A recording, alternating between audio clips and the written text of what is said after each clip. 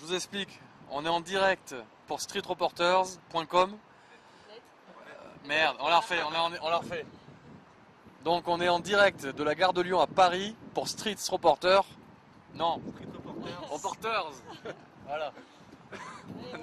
Bonsoir à tous, nous sommes en direct de la gare de Lyon pour streetreporters.net. J'ai mis les lunettes de soleil parce que j'ai un petit peu le melon là en ce moment, je fais plein d'émissions, ça se passe bien, on appelle ça un buzz, hein, c'est ce qu'on va dire à Paris, c'est le terme approprié, ça s'appelle un coup médiatique. Donc voilà, donc maintenant on va à la gare de Lyon pour rentrer à Montpellier le plus vite possible parce qu'ici c'est très très dur.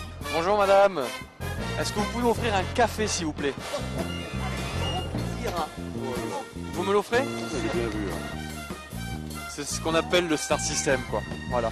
Ça marche quand t'as des lunettes. Et si j'enlève les lunettes, tu vas voir, ça marche plus. Je demande un café, ça marchera pas. Bonjour madame. Bonjour. Est-ce que vous pouvez m'offrir un café s'il vous plaît? Il faut voir ça avec ma responsable. T'as vu, tout de suite c'est plus difficile. Hein. Allez, on remet les lunettes et c'est parti. Et il y a une star. Non, ne me tendez pas le micro parce que la vraie star c'est en face. C'est celui avec les lunettes et ce sourire ravageur. Voilà, c'est lui. Voilà, c'est lui, c'est lui. Vous voyez, tout le bistrot se tourne vers lui. Voilà, allez. Monsieur, j'ai juste une question à vous poser. C'est en faisant n'importe quoi qu'on devient Star. Je vais la faire autrement. C'est en forgeant qu'on devient Je suis allemand. En plus, c'est vrai. forgeron. Forgeron, bien sûr, mais moi je suis allemand. Tu veux un café aussi ou pas?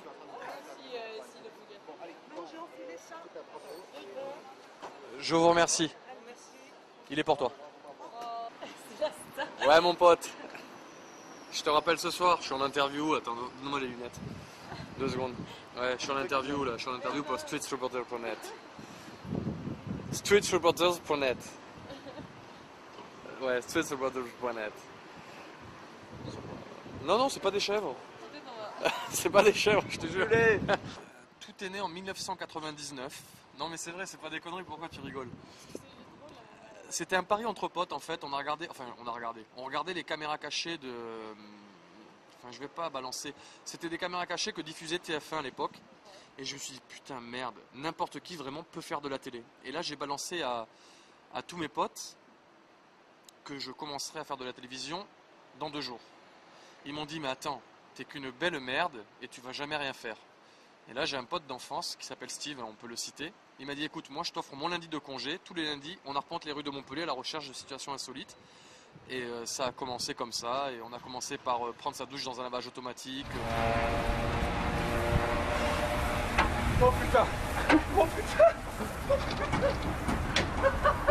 Donc voilà, on essaye surtout de s'amuser, et Jacques Brel disait que le talent c'est d'avoir envie de faire quelque chose, et on a toujours envie de faire quelque chose. On me demande souvent quel est mon plus gros coup, parce que je fais beaucoup d'impostures, sauf que mon plus gros coup c'est Sandra. Alors Sandra, je vous explique. Sandra c'est la femme de ma vie, et elle m'a dit qu'elle allait prendre l'air cet été, qu'elle allait faire une saison estivale. Sauf qu'au lieu de prendre l'air, elle s'est envoyée en l'air, et elle n'est jamais rentrée. Donc si elle pouvait rentrer pour Noël, ce serait formidable.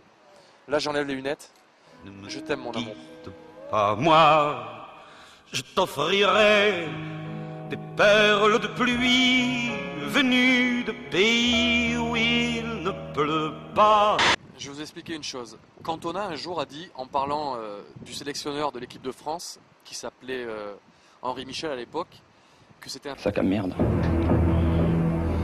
Et ben je pense que Michael Youn n'en est pas loin. Mais ceci est juste un avis personnel. Après, je trouve qu'il a beaucoup de talent, mais bon, en même temps, quand t'as plus d'idées, c'est pas une raison pour piquer celle des autres. Voilà.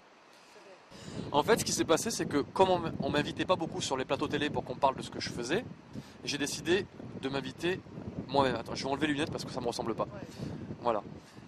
Et j'ai débarqué effectivement sur le plateau du Morning Live que présentait Michael Youn à l'époque. Mais qui êtes-vous, monsieur? Hein? Qui êtes-vous? Et l'erreur que j'ai fait, c'est de laisser une cassette vidéo qui présentait quelques sketchs que j'avais fait à l'époque sur Montpellier, comme par exemple m'endormir sur le klaxon d'une voiture exposée en pleine galerie marchande.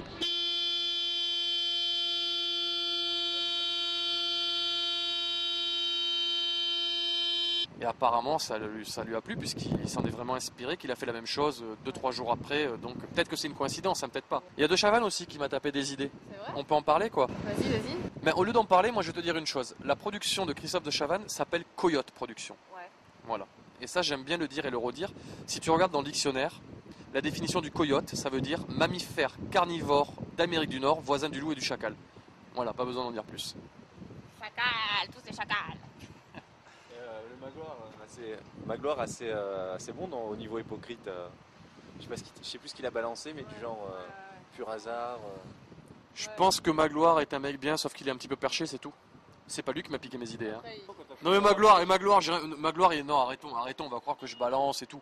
Magloire est un mec bien. Magloire, écoute, si Sandra revient pas, on peut faire un plan tous les deux, quoi. Par contre, c'est moi qui t'encule. Hein. Il y a 3 semaines, j'étais une merde. Non mais c'est vrai, en tout cas pour le milieu de la télé ou pour les gens qui décident de ce qui est drôle ou pas drôle, de ce qui est bien ou pas bien, etc.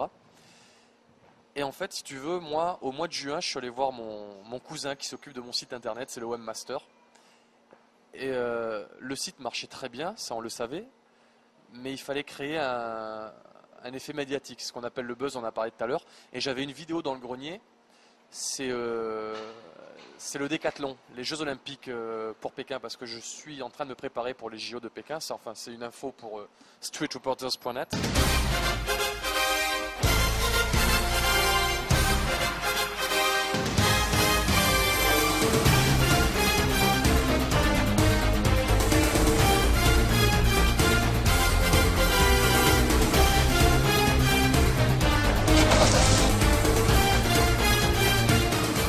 Ça a créé un effet buzz avec... je sais pas comment l'expliquer. Enfin, une chose est sûre, aujourd'hui ça marche bien et puis c'est cool, quoi. Ça fait longtemps qu'il y a autant d'entrées. Enfin, je sais pas, moi j'ai découvert ça quoi, il y a 1 mois ou 2.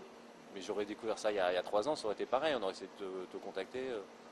Alors, on va tout vous expliquer. On va parler statistiques. Donc au mois de juin, on faisait entre 5 et 10 000 visiteurs par jour sur le site. Et aujourd'hui, à peu près 75 000 visiteurs par jour, dont 500 000 jours sur Dailymotion. C'est en faisant n'importe quoi qu'on devient n'importe qui, et je le répète, je ne cesserai jamais de le répéter, le plus dur c'est de le rester. Mais en fin de compte, je ne sais même pas si c'est dur ou pas, peut-être que c'est même facile, parce que tout dépend de moi. Le plus important c'est de le rester dans l'esprit, c'est pas parce que j'accepte 2 ou 3 invitations à la télé que ça va changer ma vie, parce que le plus important, comme je disais tout à l'heure, c'est pas Paris, c'est pas le milieu du showbiz, les gens qui t'appellent.